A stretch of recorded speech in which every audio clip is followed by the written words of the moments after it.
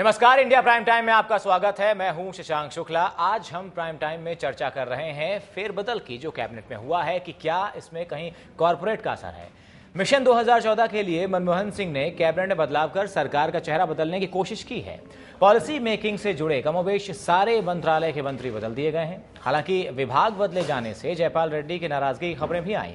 दरअसल जानकारों का मानना है कि महत्वपूर्ण मंत्रालय में बदलाव कर सरकार आर्थिक सुधार की गाड़ी को और ज्यादा स्पीड देने के मूड में नजर आ रही है। महत्वपूर्ण मंत्रालय में बड़े बदलाव। मंत्रालय बदले जाने से रेड्डी हुए नाराज। मनमोहन कैबिनेट में वैसे तो कई नए चेहरों की एंट्री हुई और कईयों के विभाग बदले गए, लेकिन चर्चा में है महत्वपूर्ण मंत्रालय में हुआ बदलाव।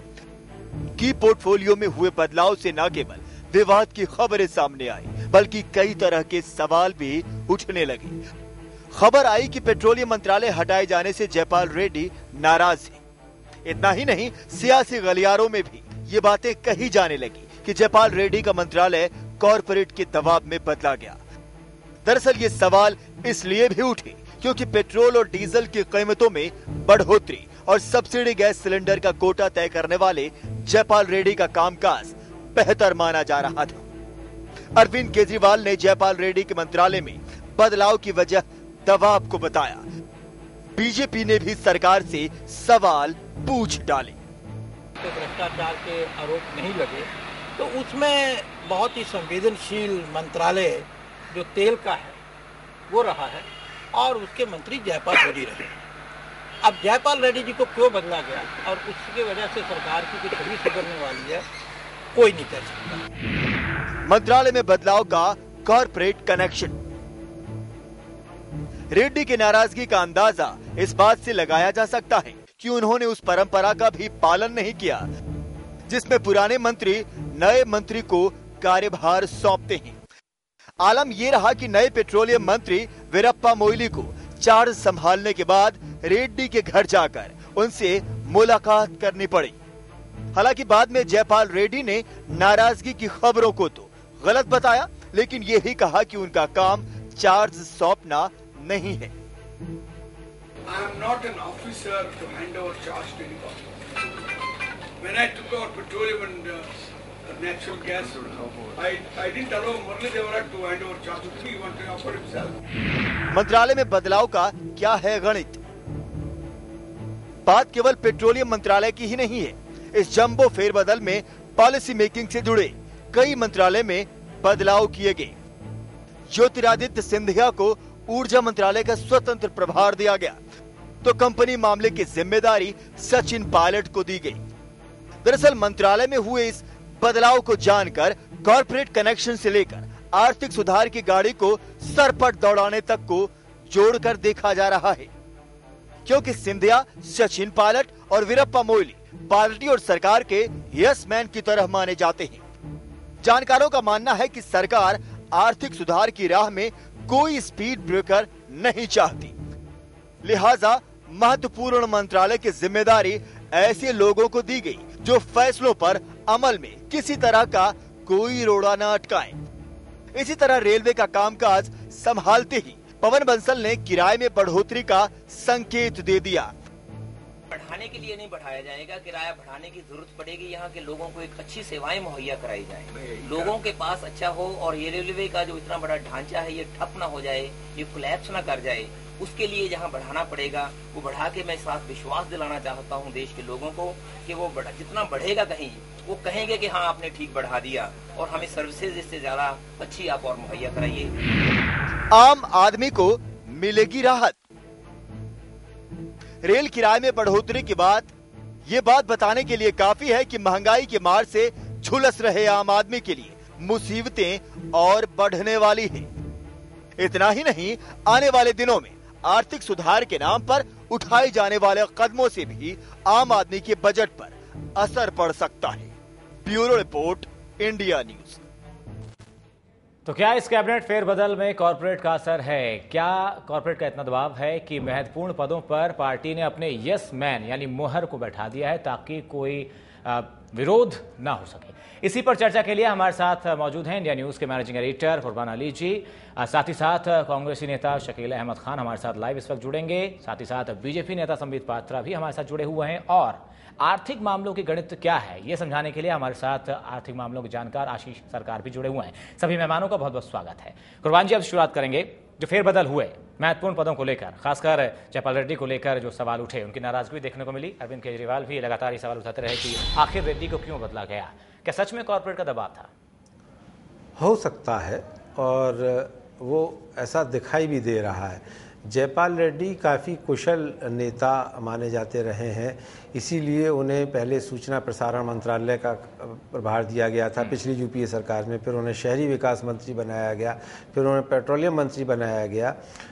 वो शारीरिक रूप से थोड़े विकलांग हैं, बावजूद इसके उनकी परफॉर्मेंस अच्छी रही है। लेकिन अभी चर्चा ये भी हो रही थी कि उनको शायद आंध्र प्रदेश का मुख्यमंत्री बना करके भेजा जाने वाला है।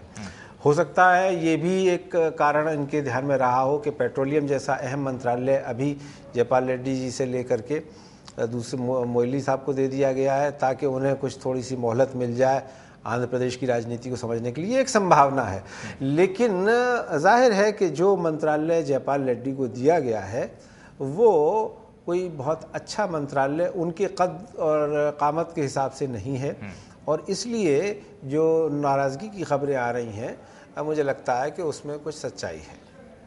कुछ सच्चाई तो ज़रूर है, क्योंकि दबाव की बात भी लगातार उठ रही है। हमारे साथ शकील अहमद खान जी जुड़े हुए हैं लाइव इस वक्त। शकील जी, सवाल यही है कि क्या कॉर्पोरेट का दबाव है, क्योंकि जयपाल रेड्डी तो अच्छा काम कर रहे थे और साथ ही साथ नए लोगों को यानी युवा ब्रिगेड को जहाँ रखा वो महत्वपूर्ण पद हैं, क्या यस मैन की तरह बैठा दिया गया है कि जो कहा जाएगा, आलाकमान जो कहेगा वो मान लिया जाएगा? नहीं, कहीं कोई दबाव किसी कॉर्पोरेट घराने का नहीं हो सकता है। प्रधानमंत्री का अपना विवेक है और उस विवेक प्रेरोगेटिव के आधार पर कैबिनेट कोलीग चुना जाता है। जयपाल रेड्डी जी को बेहतरीन महकमे भी मिले हैं और उन्होंने बेहतरीन तरीके से चलाया है। ये जो अटकलें हैं कि वो नाराजगी है, ये सब आपकी और मीडिया रिपोर्ट हो सकती है, या जो हमारे विरोधी दल है वो इस पर सवाल खड़े कर रहे हैं जी। और जिन जिन लोगों को लाया गया है वो सब एक्सपीरियंस्ड है, पहले एमओएस का दर्जा उनको प्राप्त हुआ है, चीजों को अपने तरीके से उन्होंने देखा है। और ये जान लीजिए कि प्रधानमंत्री के कैबिनेट में जब सब लोग बैठते हैं तो कोई छोटा बड़ा नहीं होता है, ये बेकार की बात है कहने की। कैबिनेट को लिए कैबिनेट होता है और जब वो वहां है तो हर फैसले कहीं ना कहीं एक दूसरे के बीच में आदान प्रदान भी होता है। तो बिना किसी दबाव के एक बहुत ही अच्छा कदम उठाया गया है प्रधानमंत्री जी द्वारा, यूपीए सरकार के द्वारा, और हमको लगता है कि इन सब का हम सब लोगों को स्वागत करना चाहिए। सारी अटकलें बेकार की हैं। आने वाले दिनों में जो फैसले लिए गए हैं कैबिनेट के फेरबदल का, उसके परिणाम अच्छे नजर आएंगे। जाहिर सी बात है कि देश की गति को और सामाजिक परिस्थितियों को देखते हुए, चीजों की तरक्की को देखते हुए आगे चीजें बढ़ी हैं, और उसको बढ़ाने के लिए जितने चेहरे, नए चेहरे और पुराने चेहरे का जो समावेश है, जो सम्मेलन है, वो बहुत ही खुश आइंद है, मुझे ऐसा लगता है। संबित जी, जिस तरीके से जयपाल रेड्डी अच्छा काम कर रहे थे, सरकार भी बात मान रही थी, लेकिन रिलायंस के मसले को लेकर उन्होंने सवाल खड़े किए, विरोध किया, और सब्सिडी के मसले को लेकर उन्होंने सवाल कई खड़े किए।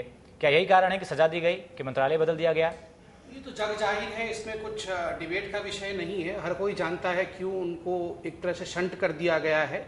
एक महत्वपूर्ण व्यक्ति को एक महत्वपूर्ण कद से उनके कद को घटाते हुए साइंस एंड टेक्नोलॉजी में भेजा गया है। ये हर कोई जानता है कि एक विशेष औद्योगिक परिवार के कहने पर ऐसा हुआ है।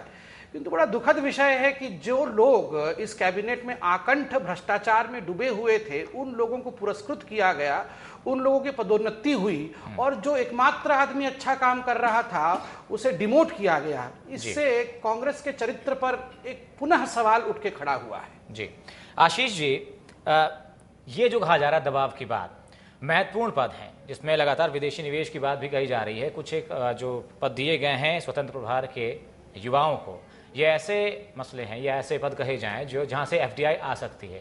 क्या विकास की बात जो सरकार कर रही है लगातार, उसमें कोई रोड़ा ना आए, कोई विरोध ना जताए, इसी वजह से कोई बड़ा नाम इन पदों पर नहीं रखा गया? देखिए, मैं एक अर्थशास्त्री हूं और राजनीति को अर्थशास्त्र के चश्मे से देखता हूं। इस समय भारत सरकार आर्थिक रूप से बहुत बुरी स्थिति में है। फॉरेन एक्सचेंज रिजर्व्स हमारे गिर रहे हैं, करंट अकाउंट डेफिसिट बढ़ रहा है, हमारा महंगाई बढ़ रही है, औद्योगिक उत्पादन गिर रहा है। ऐसी अवस्था में हमें किसी भी तरह से विदेश से कुछ फॉरेन एक्सचेंज चाहिए ताकि हम अपने करंट अकाउंट डेफिसिट को बढ़ने से रोकें और महंगाई उस पर किसी तरह से लगाम लगाएं। अब ये एफडीआई या विदेशों से आने वाला पैसा तभी आएगा जब हम उनको उनके अनुकूल माहौल देंगे, और ये माहौल देने के लिए सरकार वो सब करने को तैयार है, वो सारे रेड कारपेट बिछाने को तैयार है। उस पर चाहे भारत की जनता को कितना भी उस रेड कारपेट में अपना खून पसीना देना पड़े, लेकिन उस रेड कारपेट को बिछाने के लिए मजबूर है। और ये जो रीशफल है ये केवल नाटक में जैसे सीन बदलते हैं ताकि लोग बोर ना हो जाएं, और कुछ कुछ ऐसे पात्रों को बदल देता है निर्देशक ताकि वो सारे नाटक को अपने ढंग से चला सके। उसमें कौन पात्र बहुत एफिशिएंट है, जयपाल रेड्डी एफिशिएंट हैं या दो जो राजघरानों से आए हुए युवराज हैं वो किसके समर्थक है, ये सब दीगर बातें हैं।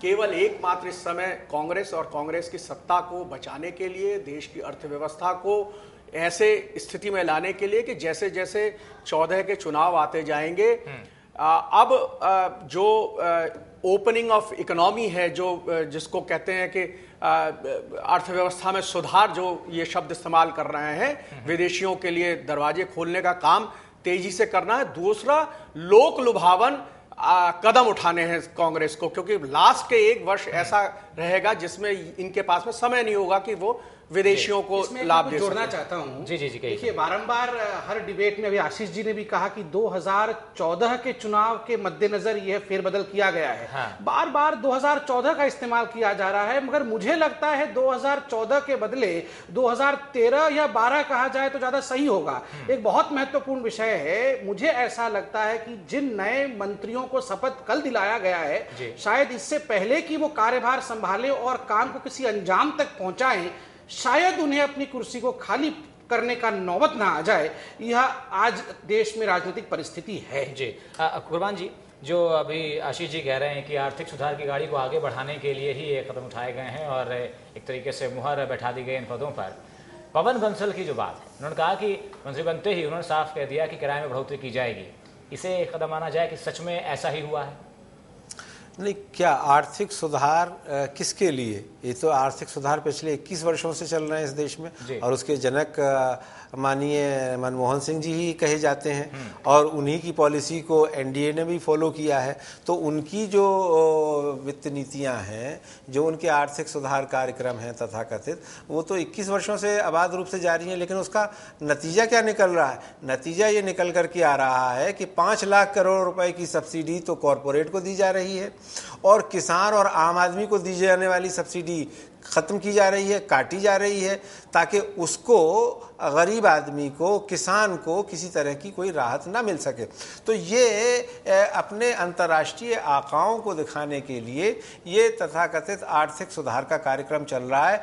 इससे इस देश का तो कोई भला हो नहीं रहा है, और अगर हो रहा होता तो मुझे लगता है कि कांग्रेस पार्टी को बहुत ही प्रचंड बहुमत के साथ में दोबारा आना चाहिए। 2009 में भी वो कोई बड़े भारी बहुमत के साथ में नहीं आए। गठबंधन की सरकार 2004 में भी बनी थी, 2009 में भी बनी, और अब जिस तरह से घोटालों ने और भ्रष्टाचार ने इस सरकार को जकड़ा है, तो उसमें तो मुझे नहीं लगता कि 2013 में चुनाव हो या 14 में हो, जब भी हो, यही गठबंधन वापस आने वाला है सत्ता में। बिल्कुल, और शायद यही कारण है कि पूर्व आर्मी चीफ वीके सिंह ने ये बात कही कि ये सरकार कॉर्पोरेट की सरकार है, आम आदमी की नहीं। यहाँ एक छोटा सा ब्रेक ले रहे हैं, ब्रेक के बाद कुछ और पहलुओं पर चर्चा करेंगे।